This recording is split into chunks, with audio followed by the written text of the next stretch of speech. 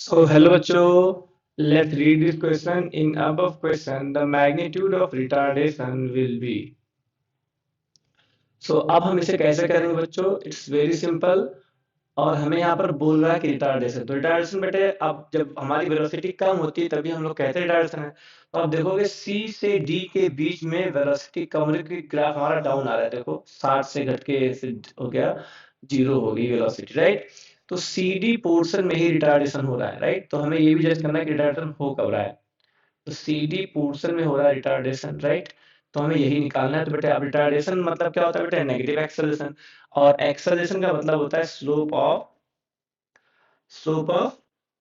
Velocity time graph. तो ए equals to आपको लगाना है v2 minus v1 upon t2 minus t1, right, है ना।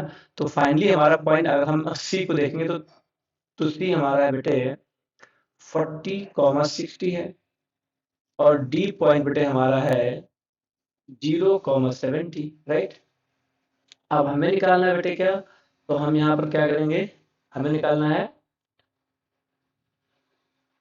Yes v2। सॉरी, हमने यहाँ पे बेटे कुछ पॉइंट गलत लिख दिए हैं, इसको जरा मैं सही कर देता हूँ। हमारा जो सी पॉइंट है, this C point is nothing but 40,60 and D point is nothing but 70,0। तो अगर हम यहाँ से देखेंगे v2 माइनस v1 और t2 माइनस t1, तो यहाँ पर v2 कितना है भाई? 0 है। 0 माइनस 60 अपॉन क्या है बेटे? t2 कितना है? 70। 70 माइनस 40, तो ये आता है बेटे माइनस 60 ओवर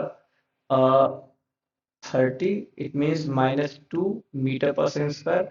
बट हमें पूछा गया है मैग्नीट्यूड, तो मैग्नीट्यूड में बेटे हम प्लस कर देंगे, तो ए का जो मैग्नीट्यूड हो जाएगा बेटे 2 metre per second square. And that is option number B. So I hope you understand it well. Thank you.